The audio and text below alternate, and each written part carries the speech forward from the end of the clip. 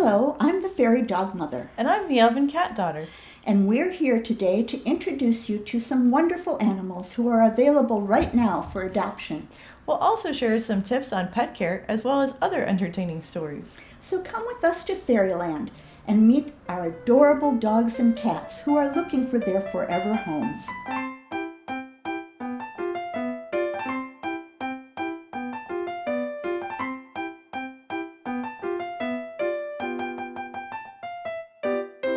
Today we're going to talk about Mondo. Mondo was featured on our very first program. He came to the Humane Society of the North Bay on last Christmas Eve. He had a bad case of mange. It was treated, and he was at the Humane Society for several months. During that time, there were some concerns about his behavior. His mange returned, and he seemed a dog without hope. The Humane Society staff tried everything. They did their best.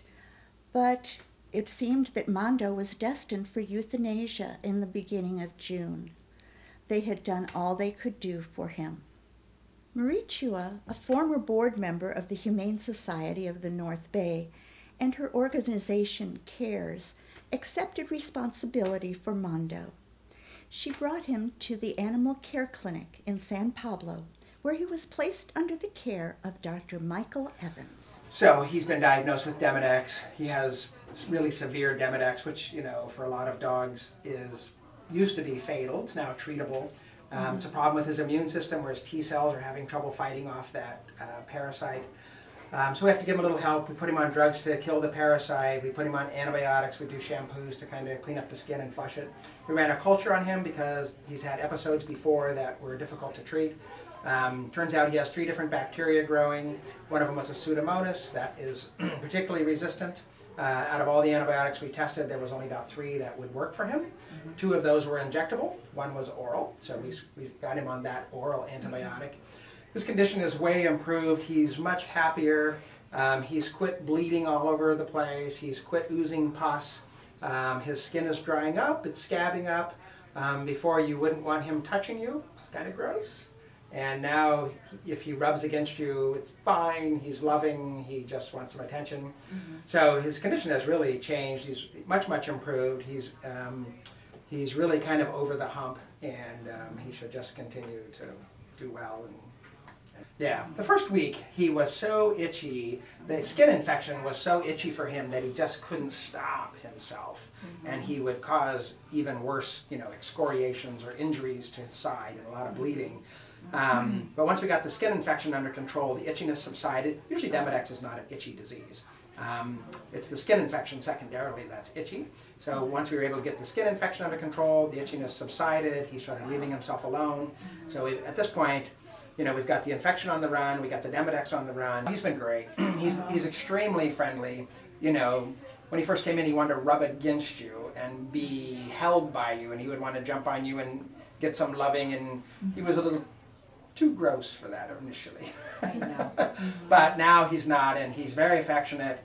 He looks at other dogs. He's not aggressive towards them. He acknowledges them, but he doesn't make motion to do anything. Growling or lunging? No, there's no growling, no lunging. He notices them. He might wag his tail, but they're not an issue. Okay. There's no aggression. He's a very nice dog. He's really great with people, and he seems to be great with other dogs. Chua is founder and president of CARES and has personally assisted Mondo in his care and rehabilitation. She will also be assisting him in finding a forever home. This is going to be a prolonged thing that will be in his system.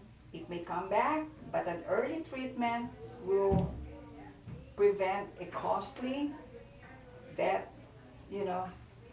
expense, and an early treatment would provide a shortened treatment period. So if somebody were to adopt Mondo, they would just want to be aware that he will need continued care, and there's a possibility that the mange will come back, but as long as they're prepared to treat it early on, it should be very easy to control. This is going to recur, but to prevent a costly and prolonged treatment, once it recurs, it should be treated right away. Based on the feedback that I'm getting from the staff here, he's very close to humans. He's a very sweet dog. And, well, I was concerned and I asked them, what about, is there anything that you might see unusual every time he would see an animal in the hallway? They said that there was nothing significant at all. He wouldn't growl or he wouldn't lunge at other animals here. He would just look at them, sometimes wag his tail, and that was just about it. So it sounds like he's been getting a very comprehensive treatment, and his mange is pretty much getting to be under control. His treatment here is intensive, it's comprehensive, it's very costly, but we're willing to do everything we can just to give this dog a second chance because you deserve it. And how is his treatment being funded? How is that being taken care of monetarily? Well, we are trying to reach out to the people to donate for Mondo's continued care. Is there some sort of collection that you're doing to try and raise money to take care of this? My online communications manager under CARES established the GoFundMe account for Mondo, and we have raised quite a sum of money that will cover maybe a week or two for his vet care. But just like what Dr. Evans stated, this is a case that is treatable, but it is not curable. So He'll need continued care. Well, thank you so much, Oh, Maria, sure. for joining us and spending a little bit of time with us. We really appreciate it. We here at the Faerie Dogmother will be following Mondo's rehabilitation, and we look forward to the day when we can bring you his happy ever after story right here at the Faerie Dogmother.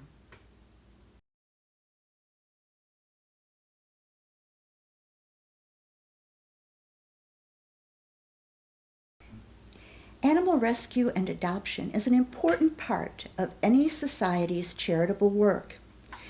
But we cannot address this huge problem of pet overpopulation by rescue and adoption alone.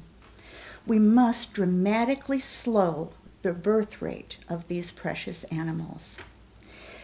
Today, we are going to talk with Lynn Carvaho, who is determined to make a difference in pet overpopulation. We will talk with her at Wags and Whiskers, her thrift shop, and the Snipmobile, which is her contribution to pet overpopulation. Well, SNP is a spay-neuter imperative project, and we are here at Wags and Whiskers, and we developed Wags and Whiskers for the sustainability of spaying and neutering the animals of Vallejo. I see. And tell me about the store here. What kind of items do you have? Well, we are so blessed because we do have Janie from the San Francisco estate sales that encourages the people that she does the estate sales for to donate their leftovers. And I'll tell you, their leftovers are nicer than I can say. We have original paintings, we have beautiful art, and a lot of Asian art, Asian furniture, and antiques. It's fantastic. Great. And this is, of course, to help fund your project, your spay and neuter project. That's correct. Now, can you tell me a little bit about how that got started? Well, about, 3 years ago now, my friend Maria Ardal, at that time from Benicia, realtor in Benicia, said that she knew I was applying for a nonprofit spay and neuter corporation, and she thought it would be a perfect fit because she knew about the participatory budgeting. So she encouraged me to apply for participatory budgeting. Okay, and that's a program here in Vallejo. That's right. Right, where the citizens are encouraged to participate in the budget. That's right. I did partner with a gal that lived here in Vallejo. I actually live in Fairfield. Mm-hmm. And how did you get involved with spay and neuter? Spay and neuter is the only solution to pet overpopulation. And, we can have fosters, we can have adoptions, but there are simply too many animals, not only in Vallejo, but probably the world, but in the United States, we euthanize 2-3 million animals a year. And how did you get interested at first in this project? About 3 years ago, I met a little gal named Flora, and it turns out that her sister left she and her mother 2 male and 2 female Chihuahuas, and they were producing about 30 puppies a year. And the last litter of puppies, they were standing outside of Walmart giving the puppies away. And that made my blood run cold. And I asked her, may I please spay and neuter your puppies? And I thought there'd be a fight. And she said, please, we would love to do that. So that was your introduction then to spay and neuter. Yes. And where did you go from there? I found that it was a very tedious process, and her mother didn't speak English, and she was too young to drive, so I actually literally picked up the puppies, dogs, they were 6 and 7 years old, took them to get their shots, took them back, drove to Vallejo, got the coupons, came back, got the dogs, dropped them off. It was actually, of course I was working full time, but it was actually a difficult process. And I was thinking, how in the world does somebody that doesn't speak English, that on the scale of Maslow's hierarchy of needs, they're really focused on living and food, and how in the world are they going to do that themselves? And I paid about $500 for the 4 dogs, and interestingly enough, they paid me back almost every cent. They passed me $100 bills until finally I said, no, I wanted to do this as a gesture of love for you and the dogs. Please don't give me any more money. And finally they stopped. So you discovered that people's reticence about getting their animals spayed and neutered wasn't all about money. No, certainly not. I think they don't even know what they don't even know. They don't know where to go. They think it's extremely expensive, which in some cases obviously it is, but they're again so concerned about where to live and eating, it's not even on their mindset, So for some people, it is not just a matter of money. It might be a cultural problem or a difficulty in getting their dogs and cats to the vet. Oh, certainly. And I think that it really is not the cultural problem we think it is. Mm-hmm. I really think, again, that it's difficult to maneuver through the process, and certainly if you have $450 to write a check to your local vet and you can just drop the dog off and pick it up and bada bing bada boom, it's done, fine. And if you have transportation to drive the animal to the vet. So where we are right now is that at a certain point we are actually going to go out and get the animal, get the spayed neutered, and deliver it back to the owner. Tell me about the Snipmobile. Oh, our baby. Michelle Morris Adams, who has the Pet Lovers magazine, joined the Snip board. And I was mentioning to her that we need money. And she happened to say, oh, I went to school with Claudine Wong at KTVU. And that was on a Thursday. And the next Tuesday, we were being interviewed by Claudine Wong from KTVU, putting out the word that we would like $100,000 to buy a mobile vehicle. The next Thursday, we had a check for $100,000. And actually, it was beautiful Teresa Scott that works at Wags and Whiskers, and she was perusing the internet and found the Snipmobile in Oregon. And so we purchased the Snipmobile in Oregon, and it is the most beautiful thing you've ever seen in your life. So this is was a recreational vehicle? Oh no, it was a fully operable. It worked for 10 years in Oregon. It was a husband and wife, a lawyer and a doctor, that said that they spent about $1 million on that program in Oregon. So this is a functioning veterinary clinic. Yes? Yes, it is. It took a little bit. It's taking a little bit. We had the autoclave serviced. It took a couple of weeks to get the anesthesia machines. You have to order the oxygen and then the isoprofene and then get the serviceman out. So it is still a process, but we're getting very, very close to our grand opening, which would be July 11th. Okay, and where will the Snipmobile be on July 11th? It'll be right here at Wags and Whiskers on the corner of Benicia Road and Solano Avenue in Vallejo. Great, and what hours will it be open? Well, right now we're going to start at 11 o'clock, and it's a Saturday, and probably 11 till 2 to meet the veterinarian. Okay, but that you won't be doing any surgery that day? Oh, no, no, no. No, we're getting into the process, and our first date is July 16th. And what happens is that please come to Wags and Whiskers, get on our list, because we did have a first set of coupons that didn't administratively work very well, so the city redid the coupons. We should have them actually within the next couple of days.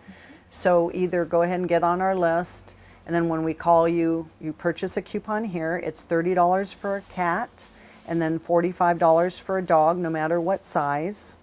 And we can only sell as many coupons as the vets can operate on within a month. Mm-hmm. So we dole them out, so to speak.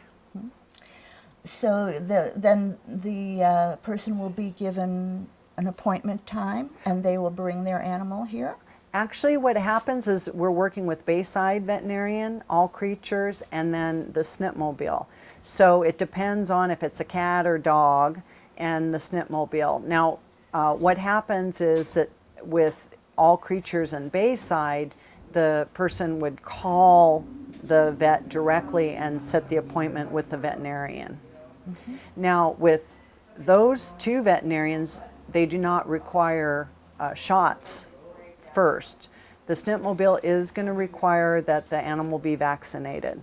Mm-hmm. There's, parvo is rampant, and we certainly don't want to, spread disease when we're trying to help animals. Mm-hmm. Of course.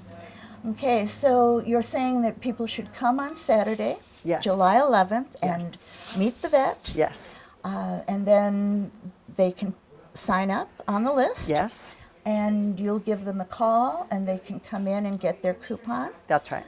Okay, and then they'll be assigned a time. They'll have to call either Bayside or All Creatures. Uh-huh. Yeah, to get their appointment. That's right. Now with the Snipmobile, of course, this is our grand foyer. What do you call it? Grand opening. Mm-hmm. So we're still working out the processes. But how I imagine is that every vet, no matter what vet you go to, you're going to get some procedures, policies and procedures. And at that point, we will probably go ahead, if it's going to be an animal that's spayed or neutered on the Snipmobile, we'll probably go ahead and schedule it that time. Mm-hmm. And it's very important to make the appointment, because we have had problems with people not showing up, and that is terrible because we only have a limited amount of mm-hmm. coupons, we only have a limited amount of operation times, and you're taking away a very valuable asset if you don't make your appointment. Mm-hmm. So this is a really excellent program that will help get rid of some of the overpopulation of our animals. Yes. In Vallejo. Yes. And $30 and $45 is very reasonable. How much does a spay and neuter usually cost in a vet's office? Well, I know that when actually Michelle and I rescued a female Chihuahua, and my mother paid $346 to get her spayed.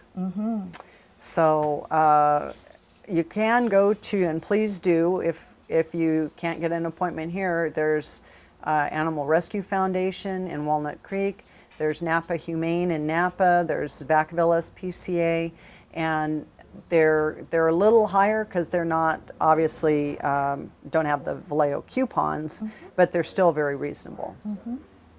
Very good. And what are your plans for the future, or maybe your hopes for the future with the Snipmobile? My hope is for the Snipmobile to be open 7 days a week and to spay and neuter as many animals as we can. And I know some people say it's impossible, but I would love to see us not send any animals to Fairfield to be euthanized just because of overpopulation. I would love to see the Humane Society only be open to rehome rehome the rehomable animals. Of course, there's going to be animals with health and emotional problems, of course. It can't be an absolutely no kill. But we'd certainly like to not transfer any animals simply because of lack of space. Now, what about people who, although this is a very low price, that still can't afford the $30 or the $45? We do have an allocation for zero cost. And you do have to show, well, number one, everybody has to show proof of residency for Vallejo, because this is absolutely Vallejo only. And then if you bring in proof that you are on subsidies, then we can give you a no cost until that program runs out, of course. That's great. And if you have maybe some animals in your neighborhood that you see are clearly producing puppies and kittens, is there anything you could do with the help of the Snipmobile? Well, our philosophy is that those who care must take it into their own hands, and help those that can't spay and neuter their animals. So if you have a neighbor down the street that you see their animals keep producing over and over and over again, please go up to that person. Please say, may I please take the animal? And in some cases, you have to be the one to pick up the animal, bring it, get the coupon, take it to the appointment, pick it up from the appointment, get it the shots. Those who care must take responsibility for those that either don't care or that don't have the ability, or else this problem will never be solved. Now, if a person sees some feral cats in their neighborhood and they're able to catch them, put them in a cage, could they bring those cats to the Snipmobile? Yes, we will have feral cat days because, of course, we don't want to mix in the feral cats with the owner cats because of the flea and lice problems and so on. The feral cats will be $20. Also, I forgot to mention it's 2 animals per person per household. So if there's 4 people in a household, you can spay and neuter 8 animals. Now, with the feral cats, they do get what's called an ear tip, and that'll designate that they have been spayed or neutered. They will get a rabies shot. But before that, they will get a blood test. And if they are determined to have feline leukemia or feline AIDS, they will be destroyed. So there's no negotiation on that. And rightly so, because you don't want that horrible, horrible disease to spread throughout the city. Yes. Well, thank you so much for talking with us My today. My pleasure. Thank you for coming. Yeah. And we're very excited about this program. Yes. And we will see you then on July 11th. Yes. Here between 11 and 2. Here, and we're at Benicia Road and Solano Avenue. That's right. Okay. Very good. Thank you, Lynn, for talking with us today. Thank you. In a recent conversation with Lynn Carvaho, we learned that the city of Vallejo will not permit her to park the Snitmobile in the 50-foot space next to Wags and Whiskers. The city claims that this would be an interference in the line of sight at the intersection. We will be following this story. We hope you enjoyed our show, and we'd love it if you'd arrange to meet these lovely four-footed friends in person. And don't forget to like us on Facebook or visit us on the web at faeriedogmother.com. And don't forget, don't buy, don't breed, adopt.